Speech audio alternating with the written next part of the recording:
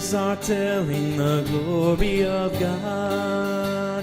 And welcome to Early Morning Catechism. It has been a long time since we have produced a program, but we're ready to roll for another year. I hope you've all had a wonderful summer. From now, the beginning of September until the end of November, the Church concludes what we've been celebrating as the Year of Faith. And we are recalling 50 years since the beginning of the Second Vatican Council. Since we've been celebrating the Year of Faith, our theme from now until the end of November will be faith, and particularly faith as it has been lived in the lives of many, many people in the history of the Bible and in the history of the Church. So today we're going to begin with simply the question, what is faith? And we might begin by asking, what is faith not?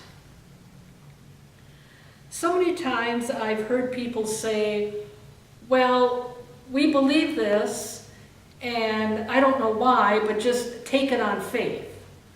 Or we practice this, and I don't understand it, but take it on faith. Well, that's really not what faith is. Faith is more than reciting something together, we believe, unless what I recite is coming from deep within me.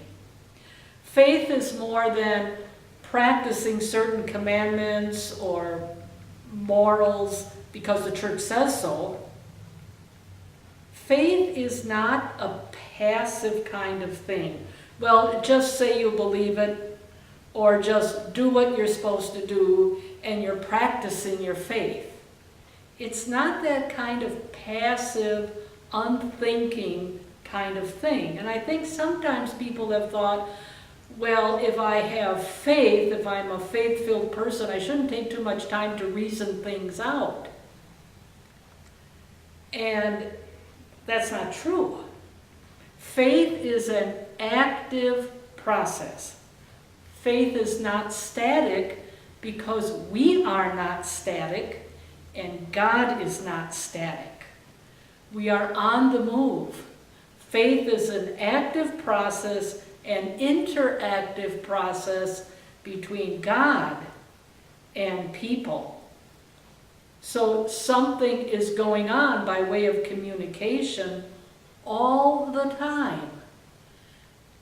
I have heard different definitions of faith. The one I like best is from the New Testament, from the letter to the Hebrews, the beginning of chapter 11. Faith is a vision of things unseen. Faith is a vision of things unseen. And so I would like to begin this whole discussion of faith with a reading from the book of Exodus in the Bible.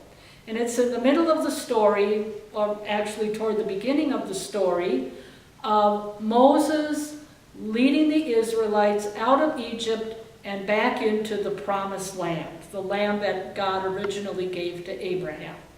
And so the people are embarking on their journey and they're marching toward the Red Sea. And this is what chapter 13 says, chapter 13 verses 18 and 19. God rerouted the people toward the Red Sea by way of the desert road.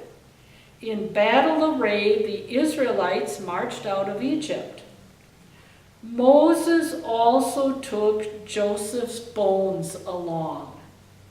For Joseph had made the Israelites swear solemnly that when God should come to them, they would carry his bones away with them.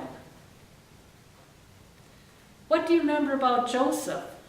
Joseph was a dreamer.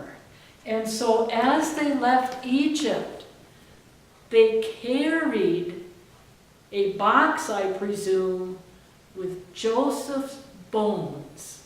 As they marched from slavery to freedom, they carried the bones of a dreamer.